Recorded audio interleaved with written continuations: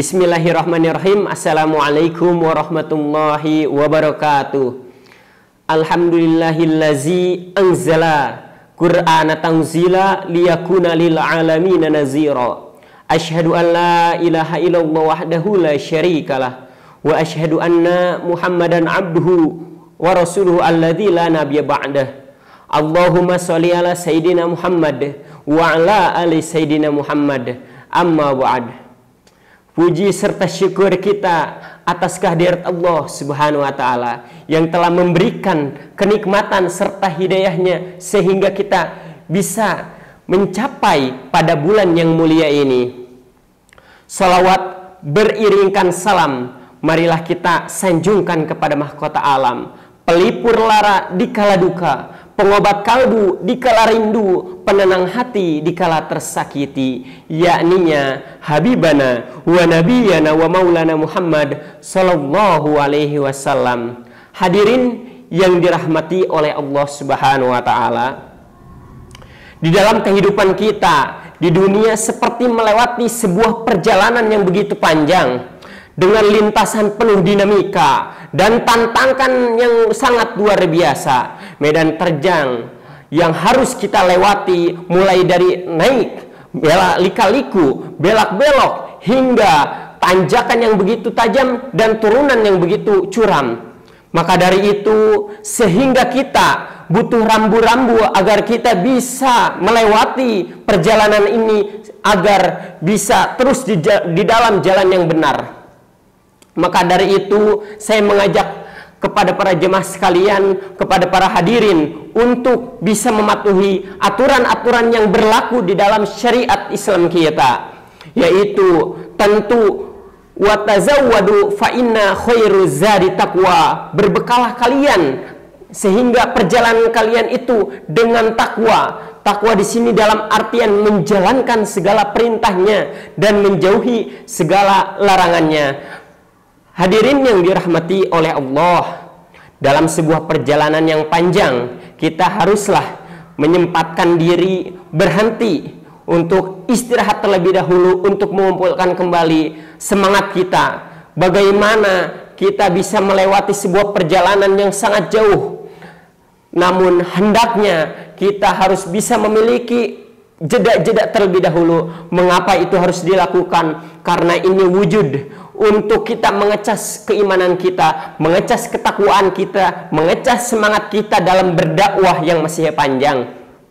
Maka dari itu dalam kehidupan kita di dunia mesti harus menyiapkan waktu untuk meluangkan waktu, introspeksi, evaluasi, menghitung sekaligus kontemplasi yang dalam bahasa Arabnya itu dengan muhasabah.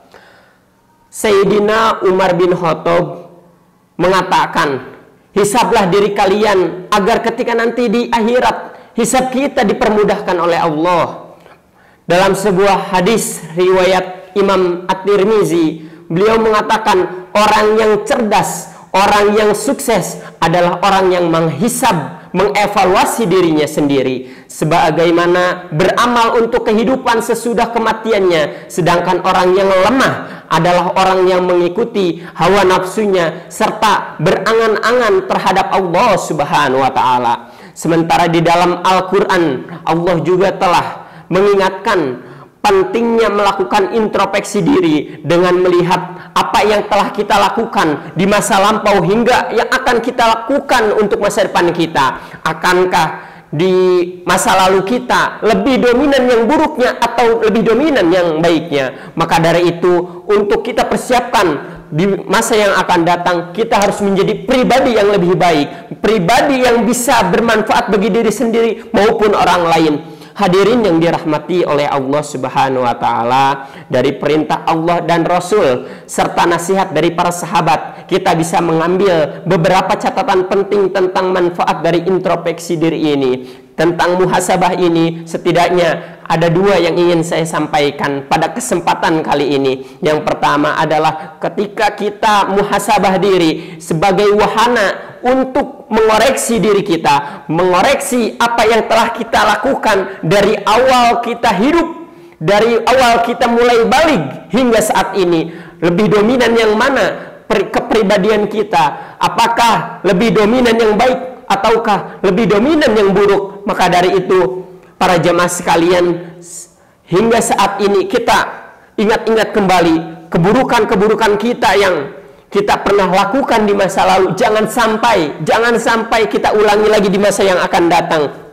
Karena selalu kita ingat bahwa hari ini menjadi sebuah kenyataan, masa lalu menjadi sebuah pengalaman, dan masa depan, masa yang akan datang itu akan menjadi harapan. Kita tidak tahu kapan kita akan wafat, kita tidak tahu kapan kita akan dipanggil oleh Allah, kita tidak tahu apa yang lebih dominan dalam kehidupan kita. Itu takarannya, catatannya sudah dicatat oleh malaikat. Maka dari itu, para jamaah sekalian, di bulan yang mulia ini, di bulan Ramadan ini, marilah kita untuk senantiasa bisa meningkatkan keimanan dan ketakwaan kita, agar ketika nanti kita dipanggil oleh Allah, kita sudah siap, kita sudah mempunyai bekal yang cukup untuk menghadap Allah, untuk mempertanggungjawabkan apa yang telah kita lakukan selama di dunia. Jangan sampai kita menjadi orang yang menyesal ketika nanti kita berhadapan dengan Allah, mempertanggungjawabkan apa yang telah kita lakukan selama di dunia. Kemudian yang kedua adalah upaya memperbaiki diri. Dengan introspeksi diri, kita akan mampu melihat kelebihan dan kekurangan diri kita yang kemudian harus diperbaiki di masa yang akan datang. Dengan memperbaiki diri, maka kualitas kehidupan kita akan lebih baik, dan waktu yang dilewati juga akan senantiasa penuh dengan manfaat dan maslahat bagi diri kita dan orang lain. Maka dari itu, ada sebuah pepatah yang diucapkan, yang dituturkan oleh Ketua Yayasan almarhum Insinyur Haji Endang Atmadirja. Beliau mengatakan, hidup itu bahagia jika orang lain bahagia, namun akan jauh lebih bahagia ketika orang lain bahagia akan kebaikan kita. Semoga itu menjadi motivasi untuk kita semuanya untuk bisa menjadi orang yang bermanfaat bagi diri sendiri, agama maupun bangsa, maupun sekitar lingkungan kita. Dan semoga kedepannya kita menjadi pribadi-pribadi yang bisa dibanggakan oleh bangsa dan negara, dan kita bisa berdampak lebih luas lagi untuk lingkungan kita. Mungkin cukup sekian yang bisa saya sampaikan. Terima kasih. Wassalamualaikum warahmatullahi wabarakatuh.